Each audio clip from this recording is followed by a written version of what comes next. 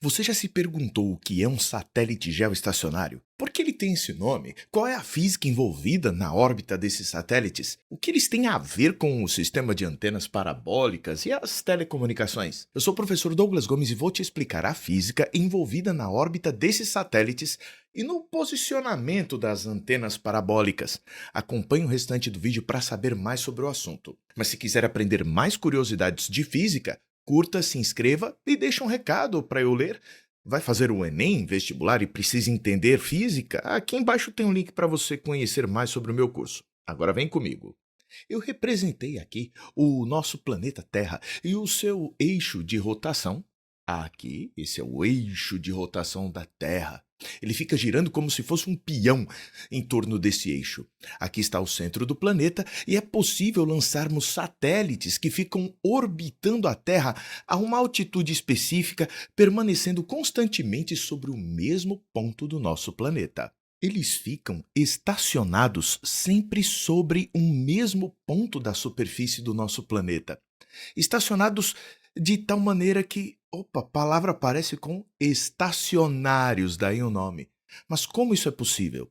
Isso acontece porque tanto nós, na superfície da Terra, estamos em movimento, como também assim estão os satélites, girando. Para que eles pareçam parados em relação a nós, esse movimento precisa ser sincronizado com a mesma velocidade de giro, chamada velocidade angular. Assim, tudo se resume à física da órbita sincronizada com a rotação da Terra em torno do próprio eixo. E olha que interessante, toda vez que você olhar para o céu, vai ver o satélite na mesma posição. Mas você não está parado, né? Você está girando junto com a Terra em torno do eixo dela. Então, para que nós tenhamos essa sensação de que o satélite está parado, a gente precisa que gire o satélite junto de nós, os mesmos ângulos sempre. Mas atenção, o único jeito de o satélite conseguir acompanhar o giro da superfície terrestre é se ele orbitar no plano do Equador.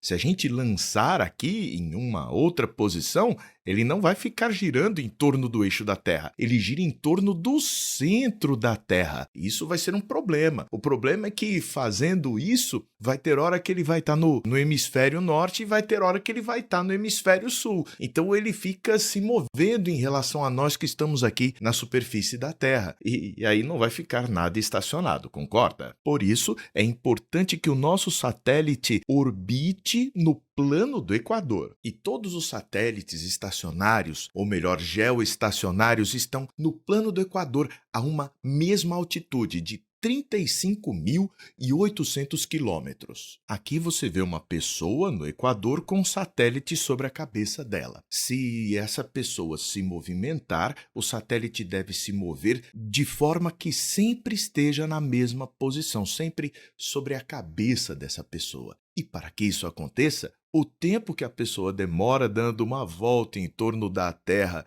na superfície da Terra deve ser o mesmo tempo que esse satélite vai demorar para dar essa volta. E quanto tempo seria? 24 horas.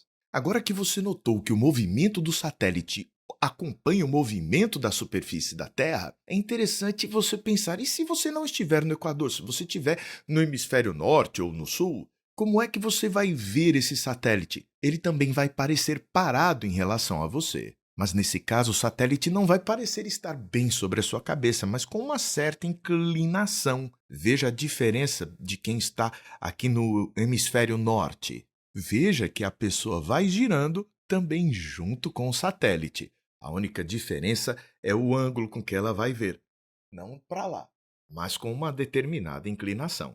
Quando você quiser instalar uma antena parabólica, para quem está aqui no Equador, a antena deve apontar para a vertical, bem para cima. Agora, para quem está aqui neste polo norte, vai haver uma certa angulação, não exatamente para a vertical, para o zênite. Existe um tema semelhante relacionado à instalação de placas solares. Se você quiser que eu faça um vídeo a respeito disso, deixe um comentário neste vídeo que eu faço outro para você. Quer aprender física comigo para sua prova para o Enem? Então venha conhecer meu curso isolado de física, Física com Douglas. Nele você terá acesso ao conteúdo do Enem e dos principais vestibulares do Brasil, com teoria e exercícios. Todos estão resolvidos em vídeo. Todas as questões que já caíram no Enem, separadas por assunto, estão resolvidas para você em uma apostila feita sob medida para que você entenda aquilo que está estudando. Nada de decoreba. Curso de matemática básica para você pegar a base. 2 frentes, Física 1 e Física 2 para você não enjoar do conteúdo. E a nossa metodologia do protocolo DCS, didático, conceitual e significativo. Não é só para decorar e reproduzir, é para entender e arrebentar na prova. Venha fazer parte da tribo dos aprovados. E agora que já temos um panorama da geometria deste problema, fica a pergunta.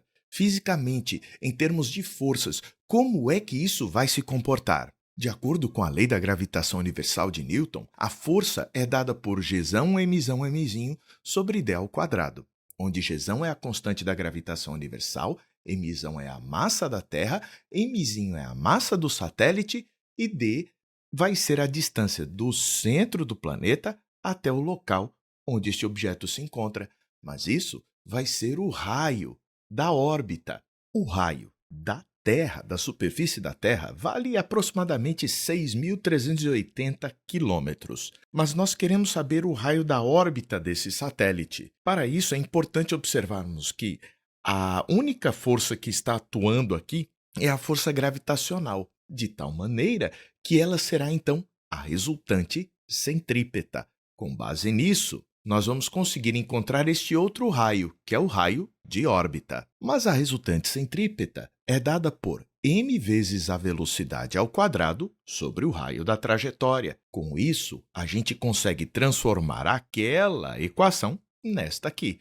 E é interessante que vamos poder cancelar esta massa do objeto com aquela. Então, não vai interessar para a gente a massa do satélite. Pode ser qualquer uma. Mas velocidade é distância sobre tempo. Então, nós vamos dizer que a distância percorrida vai ser 2π vezes o raio, que é o tamanho da circunferência, a cada 24 horas. Com isso, nós vamos poder substituir o valor de v aqui nesta equação e encontrar, finalmente, o raio de órbita, que depois de algum trabalhinho matemático você encontra ser igual à raiz cúbica de Gzão, que é a constante da gravitação universal, Mzão, que é a massa da Terra, t, que vai ser o período de rotação, ao quadrado dividido por 4π ao quadrado, que dá aproximadamente 42.180 quilômetros. Isso vai ser o raio da órbita para os satélites geoestacionários.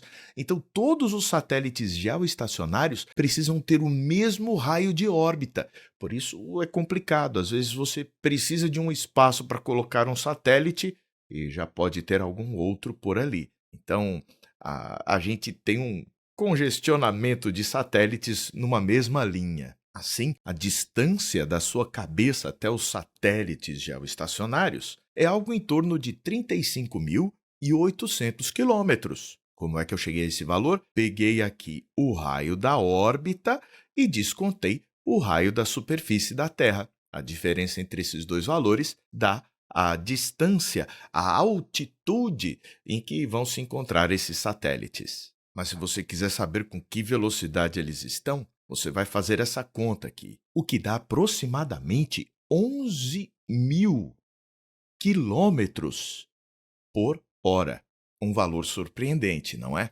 Mas nem tudo são flores. Existe uma região aqui da superfície da Terra que não consegue ter angulação suficiente para receber o sinal do satélite geoestacionário.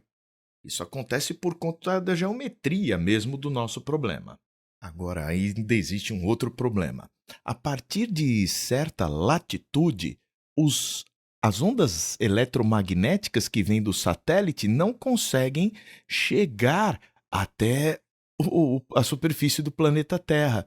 Então, existe uma região que é cega para satélites geoestacionários. Isso vai acontecer a partir da latitude 81,6 graus, aproximadamente. Então, esta região aqui não vai receber as ondas eletromagnéticas que vêm do satélite. Então, existem limitações, por isso, grande parte das telecomunicações precisa acabar acontecendo por cabos ou por outros tipos de satélites que não serão geoestacionários. Gostou? Segue, curte e compartilha e deixa um comentário pra gente. Um forte abraço e até a próxima. A gente se vê.